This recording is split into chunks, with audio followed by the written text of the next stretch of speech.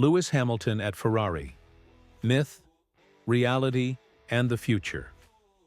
When Lewis Hamilton's move to Ferrari was announced in early 2024, it caused a sensation. Even the most daring insiders could hardly believe the rumors. The seven-time world champion, the symbol of Mercedes, the man who won everything possible in the Silver Arrow, unexpectedly decided to put on a red jumpsuit. Fans saw this as a chance to witness a historic scenario. Hamilton and Ferrari, an alliance that was supposed to bring the Scuderia back to the top and give Lewis his coveted 8th title. Expectations were huge. Many drew direct parallels with the arrival of Michael Schumacher in the late 1990s. Back then, it also seemed impossible that the German champion would leave the stable Benetton for a risky project at crisis-stricken Ferrari. But Schumacher did the impossible. In a few years, he turned the red team into a dominant force. In 2024, it seemed that Hamilton could repeat the same path.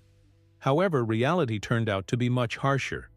Half a season after the transfer, we see a completely different picture. Lewis's best result in 2025 is just a few fourth places, without a single podium, with a series of mistakes and slumps in form. Where fans expected victories, Hamilton is struggling in the middle of the top 10. At one point, Lewis himself admitted, "I'm useless." This phrase sounded like a verdict, both for him and for Ferrari. Why is it so difficult? It would seem that the experience of a seven-time champion should have allowed him to quickly integrate into the new team. But everything turned out to be much more complicated. Hamilton is one of the few drivers who has spent his entire career in virtually one system. Since 2007, he has driven exclusively with Mercedes engines, and since 2013, he has competed for the Mercedes team itself. Everything there was fine-tuned down to the smallest detail. The engineers knew his every habit and understood his driving style better than anyone else. At Ferrari, everything is different. There is a different work culture, different processes, and different technical solutions. Even such a trifle as the brake manufacturer turned out to be a problem. Hamilton had worked with Brembo for decades, while Ferrari uses carbon industry. To the viewer, this may seem insignificant, but for a driver, such nuances are critically important. What seems natural suddenly becomes unfamiliar. And while changing teams was a familiar thing for Fernando Alonso, Sebastian Vettel, or Kimi Räikkönen, for Hamilton this is his first serious transition in 12 years. And he feels every detail painfully. Ferrari's mistakes and the crisis of confidence. Fred Vasseur, the team principal, later admitted that Ferrari had underestimated the complexity of the adaptation. "We were naive," he said. The management expected Lewis's experience and class to yield immediate results. But the opposite turned out to be true. The difficulties only exposed the team's internal problems. It all started with small things.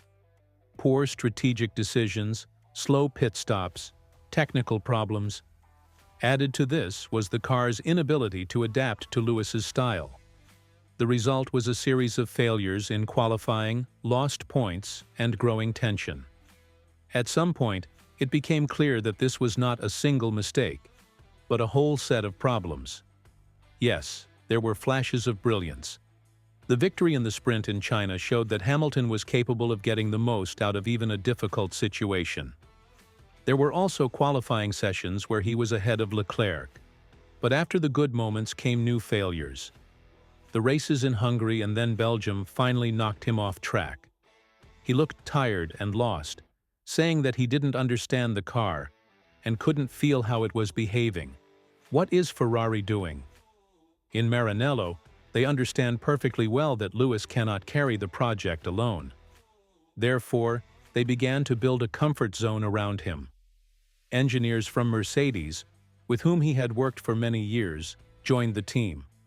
Their task is to translate Lewis's familiar style into Ferrari's language, adapting processes and technical solutions to his manner. But the main thing is that Ferrari is betting on the future. Vasseur made it clear. This is not a transition for the sake of a season or two. The real calculation is for 2026, when Formula One will see new rules and new engines. That is when Lewis's experience could become a decisive factor. He already faced the transition to hybrid engines in 2014 and understands better than anyone else how to work with the engineering team in such conditions. Hamilton's path at Ferrari is inevitably compared to the stories of other champions.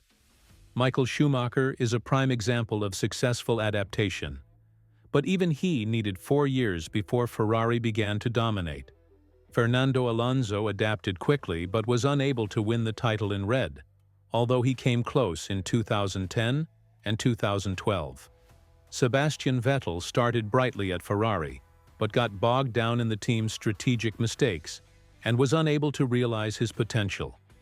Hamilton's situation is special. He arrived as a mature legend, unaccustomed to constant change, which is why his adaptation is more difficult than any of his predecessors. Today, the alliance between Hamilton and Ferrari looks like an experiment with an unpredictable outcome. Will Lewis, like Schumacher, be able to turn the situation around and build a championship team around himself? Or will this become one of the most spectacular mistakes in Formula One history? This transition has already become an event that has changed the balance of power in the paddock. And even if the title is not won, the story of Lewis in red will forever remain in the annals of Formula One as one of the most daring and risky moves in the champion's career.